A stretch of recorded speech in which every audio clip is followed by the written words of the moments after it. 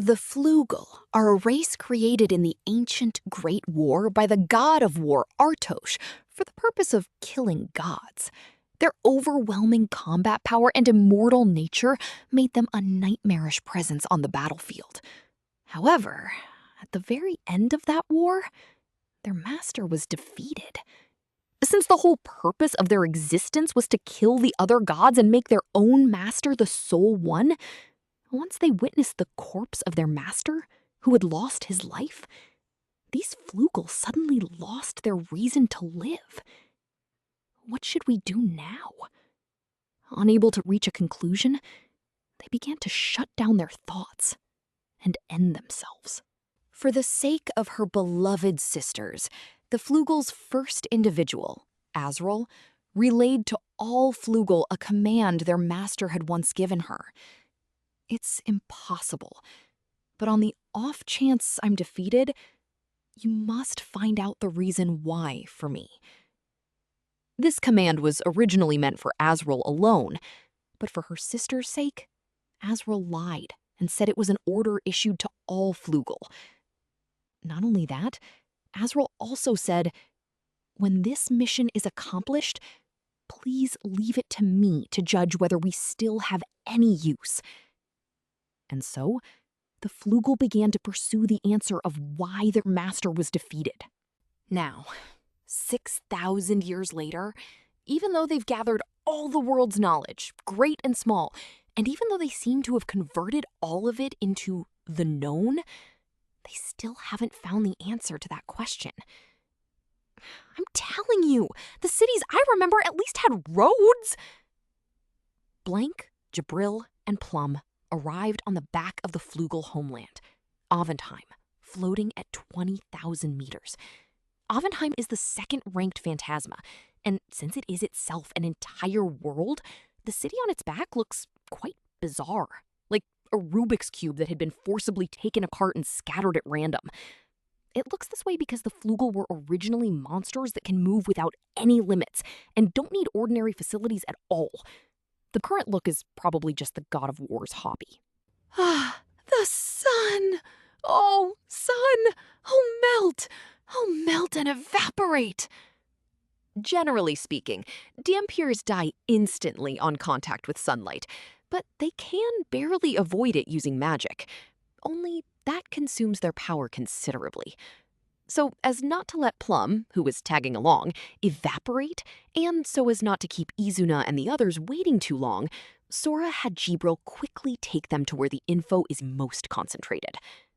Strangely, just before Jibril was about to teleport, she made 2 requests of her most revered masters.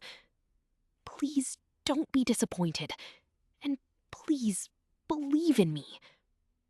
Sora had no idea what Jibril was getting at with these 2 requests, and Jibril didn't explain much, simply teleporting them all away. They were probably inside one of the cubes.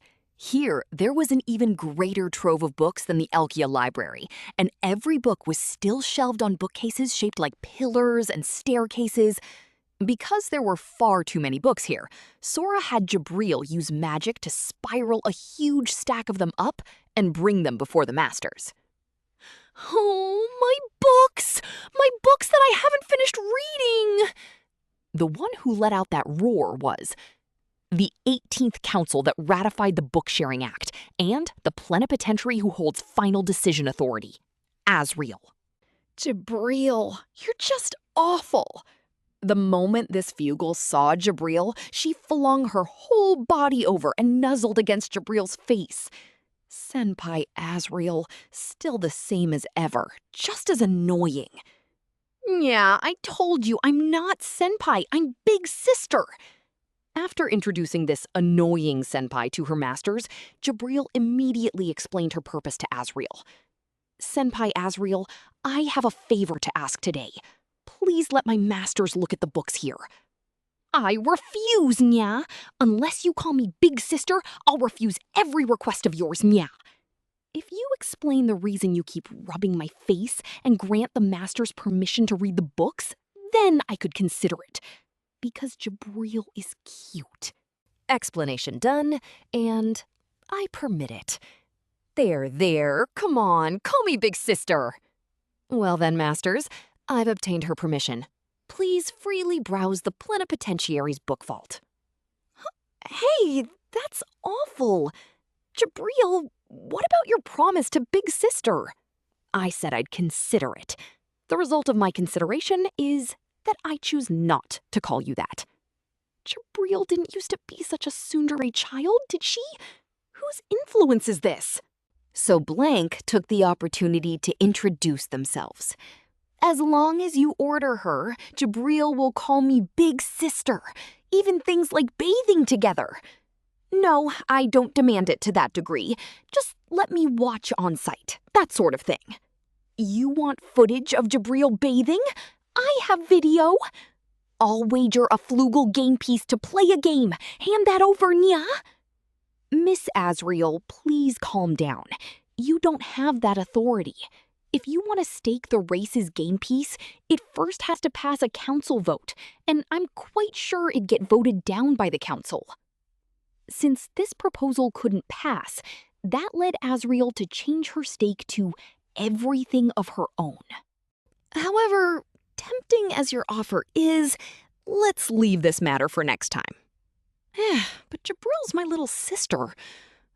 I boasted to Stephanie that I'd get 3 races, so I'll have to go apologize to her later. This one is useless. Just Jibril alone is enough. And with that, Blank vanished into the teleport. Originally, Sora had hoped to borrow Azril's power to gather manpower, but after seeing Azril's expression, he understood. Apart from Jibril, Azril isn't interested in anything else. Since she had 0 will to help, forcing it was pointless, so Blank could only rely on themselves, searching through tens of thousands of books for materials that might be useful. No good! This won't make it in time. It took Sora only 30 minutes to realize that doing it this way was just wasted effort. Besides the sheer volume, they couldn't even read the other race's books. Of their whole group, only Jibril could read all of them, but relying on her alone was a drop in the bucket. So Sora asked Jibril whether she could gather manpower. I can gather manpower, but I'm afraid things will go as you fear. Even if I summon Flügel through myself, in the end, it'll play right into Azril's hands. We can never avoid competing against the Flügel. In that case, let's just renegotiate with Azril. Say, Azril? So what does a useless person like me have any business for? So Sora recounted in detail the predicament from the Queen's game and the books they now wanted to investigate, to see if Azril could offer any input. I have no idea. Because of the Sharing Act, right now I don't even know where the books are. Since you make your living collecting books, shouldn't you at least manage them properly? That's mistaken. Our goal is to collect knowledge. The books themselves don't matter to us. I even think that as long as you memorize the contents, it's fine to throw the book away. You understand now, Master. This is the very reason I left home. The reason Jibril left home is that these folks only value knowledge, not application. They have no interest at all in the meaning behind that knowledge. After grasping Jibril's thinking, Sora still wanted to use some perks to lure Azril into helping find books. Even letting you watch video of Jibril bathing won't do it? No, Nya. If you agree now, I can even have her call you big sister. No, Nya. Honestly, I couldn't care less what happens to you. To me, immortal and undying, you people who die in the blink of an eye aren't even worth an ordinary conversation, Nya. Have me help? Why should I go to such lengths, Nya? Even after pulling out his trump card, Azril still didn't agree. So Sora decided to switch tactics. So it really is like that. Which is exactly why I said you're useless. Can't you even take sarcasm? A dead person. A tool no one uses. Someone with no value in existing. I bet you're a truly delightful eternity. You picking a fight with me? Fine. Who's afraid of who? Don't misunderstand.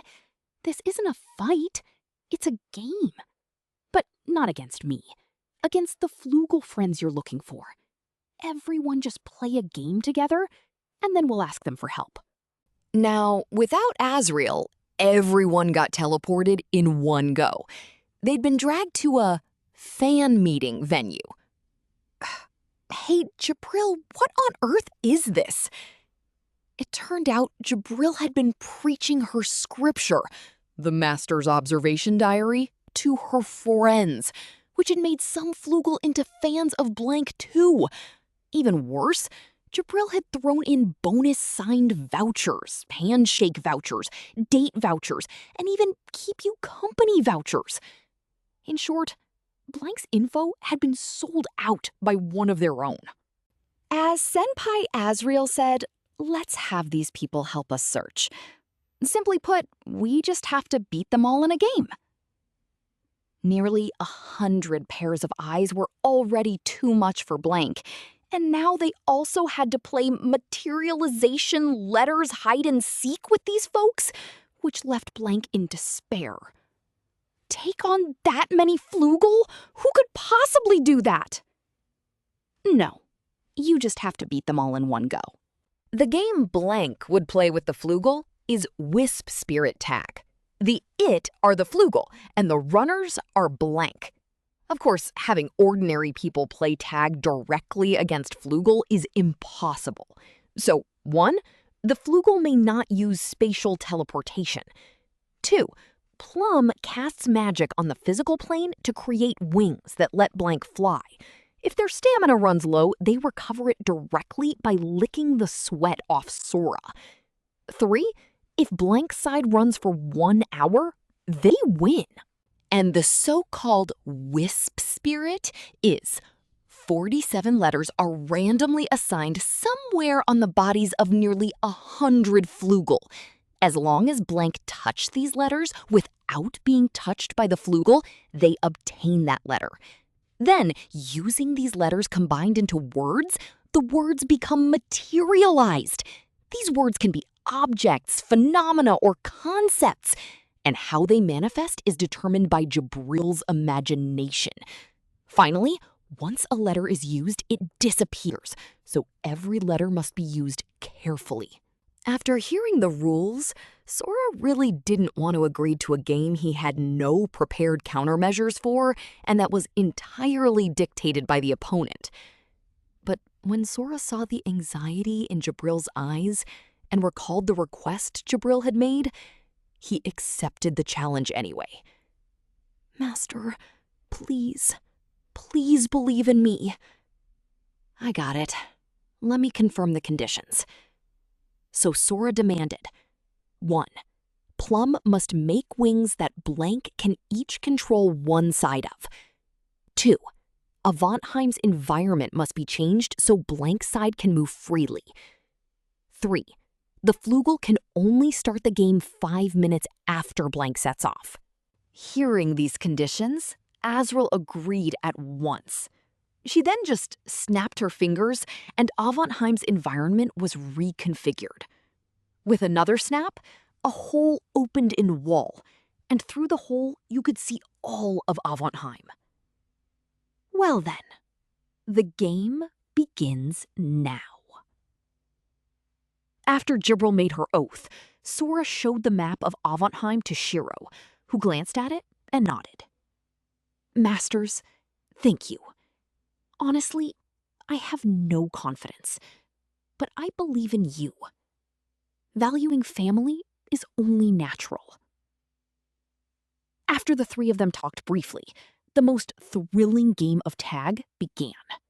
In the 5 minutes before the Flügel set off, even though Blank flew shakily, incredibly, it seemed that as long as they held each other's hands, they wouldn't lose to anyone. Meanwhile, Jibril and Azril, if anyone can find the answer, I think it's only the final individual, Jibril. If the answer Jibril finds is one implanted by someone via a covenant, I'll use my privilege. You understand what that means, don't you?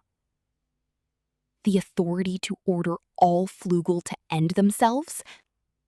Why not? That was originally a right Senpai Azril reclaimed in order to forbid Flügel from ending themselves. So if you judge that we have no reason to exist, then go right ahead. Good that you know. Senpai Azril, we Flügel have a fundamental misunderstanding. The knowledge we piled up over thousands of years was completely overturned by masters born mere decades ago. And that represents our value. Senpai, you don't understand. Turning the known into the unknown is exactly the master's way of doing things. Let me decide by my own will to follow the masters. It has nothing to do with any covenant. This conversation of theirs has no bearing on the main plot, but it's quite important to a certain attitude toward life the author wanted to convey. Back to blank. Should I say, as expected of top-tier gamers? This lovebird-style flying only got smoother for him. It's two people steering a winged scarf.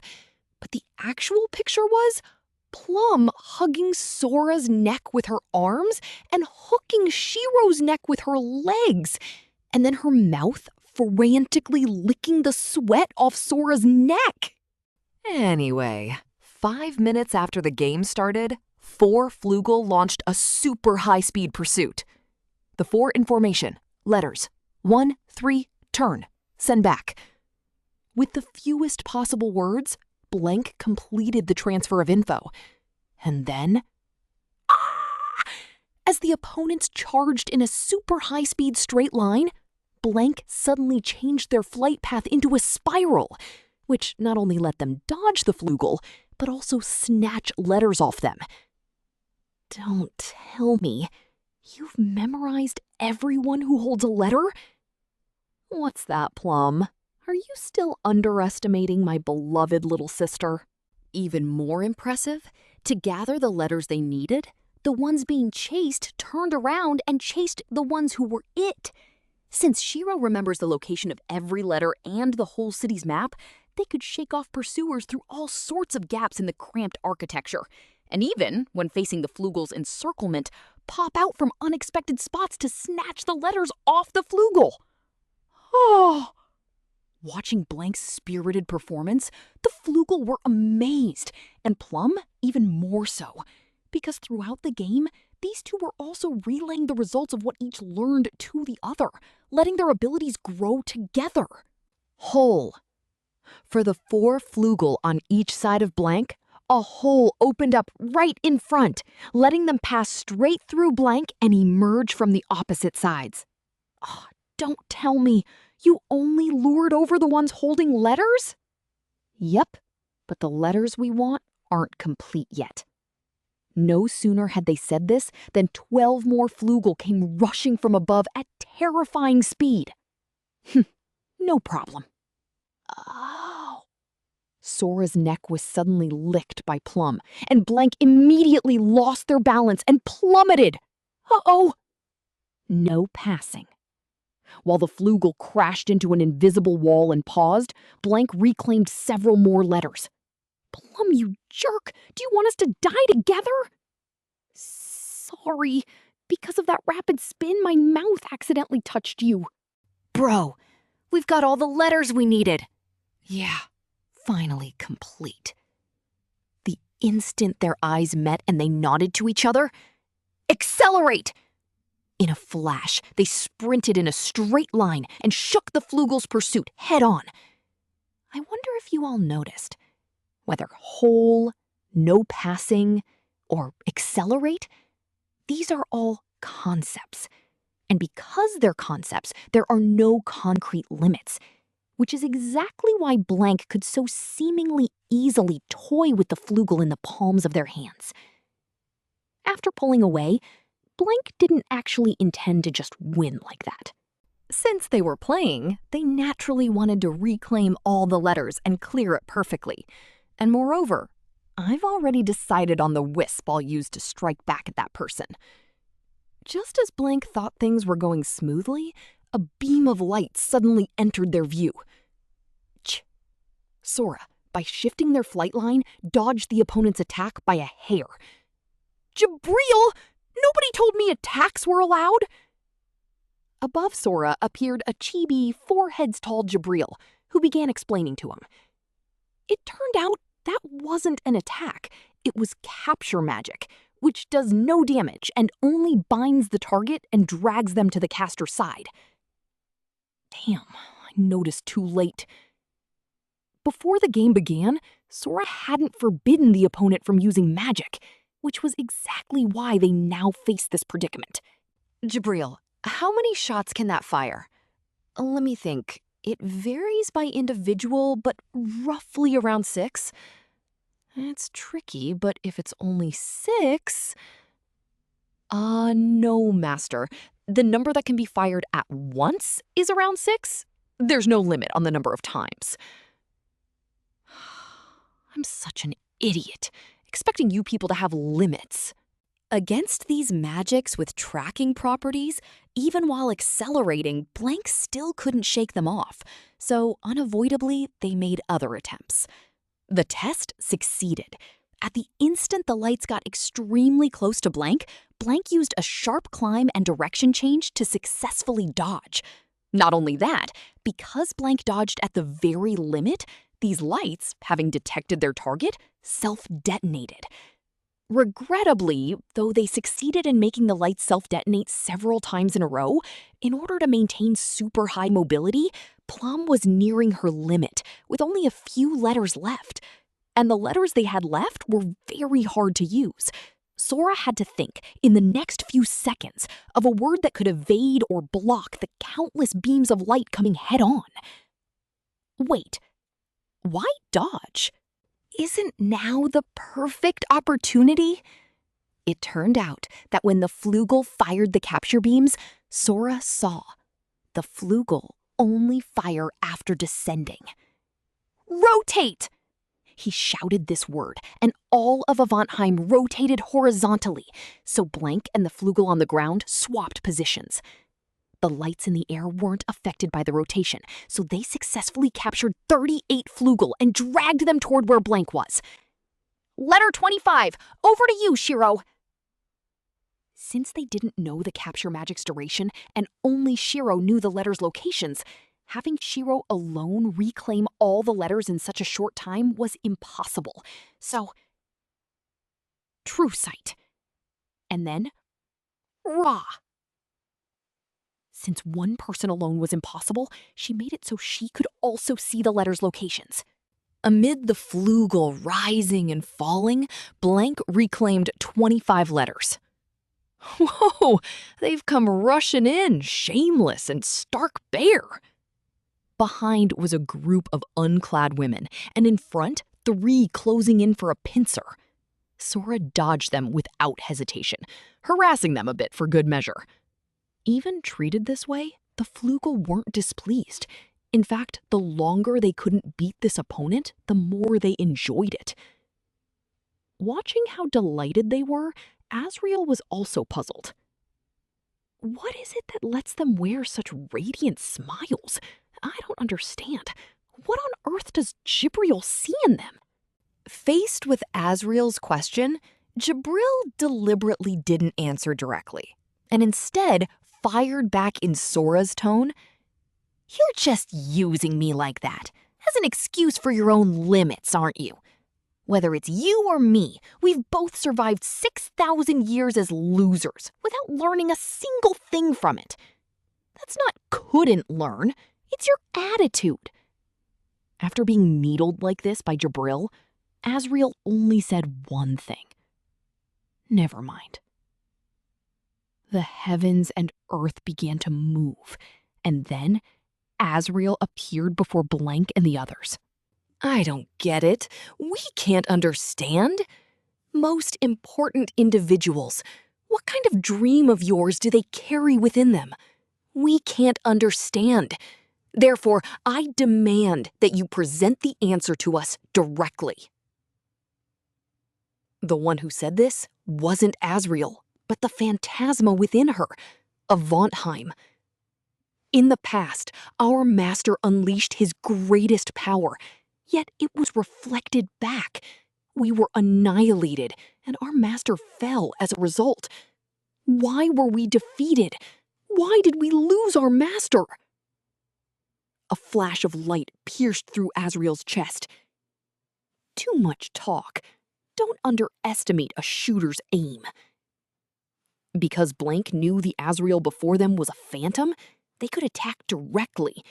Well, if she hadn't been a phantom, it would have been blocked by the Covenants anyway. All right. Of the 1 hour mark for the game's end, there's 9 minutes, 44 seconds left.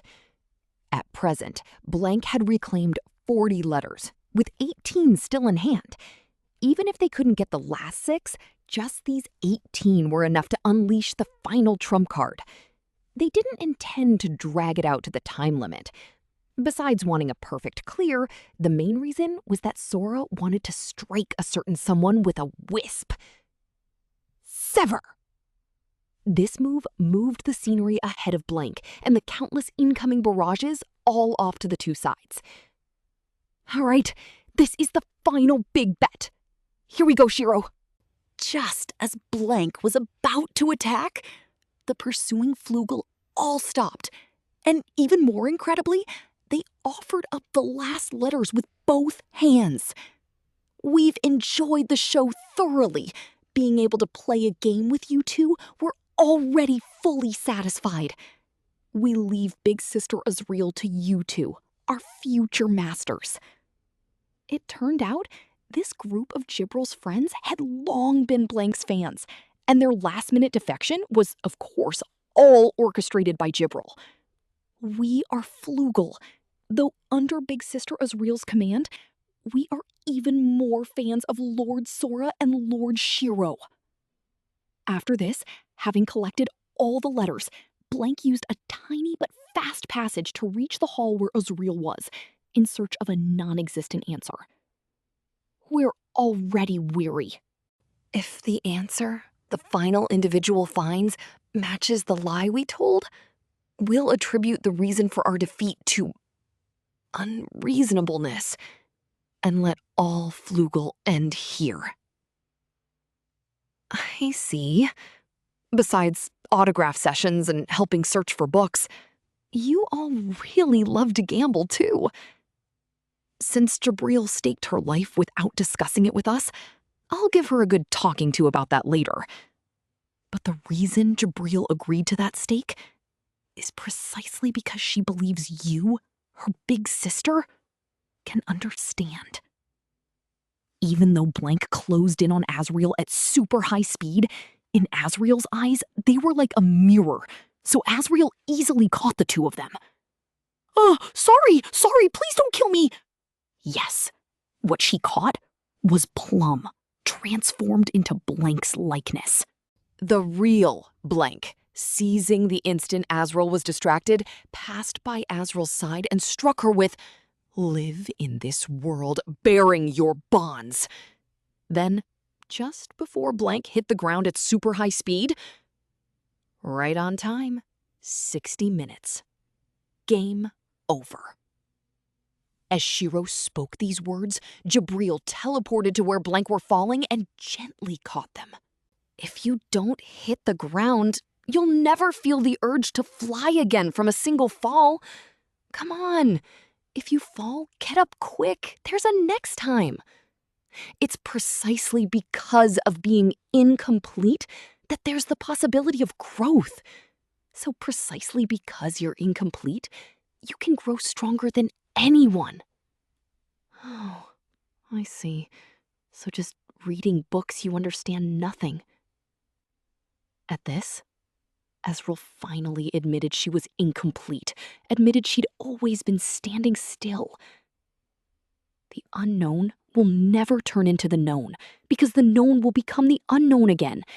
There's no endpoint there. So it's not about memorizing, but about learning and even enjoying the risk that change brings. Not being able to do that is the reason we lost the Great War. Senpai Azril, when I lost to my masters and decided to follow them, Artosh's command was already fulfilled. Lord Artosh's final command. Have I finally fulfilled it too? As Azril said these words, tears slid down her cheeks. The answer she'd sought for thousands of years turned out to be back at the starting point. Even with eternal life, one does get tired. Seizing the sentimental moment, Jibril took the chance to apologize to Blank. Master, I staked my life without permission, and in the end, even had to rely on your power. I'm truly sorry. About that, Jibril, this one doesn't have the right to order all Flügel to end themselves. What? Busted. Trying to end herself without permission doesn't mean that just because I nod, you get to do it. Even if she had that right, Jibril is an honest sort. But if it were just Azril alone, then it could be done. This one, from the very start, only ever staked herself. Probably, no matter the outcome, she intended to die alone.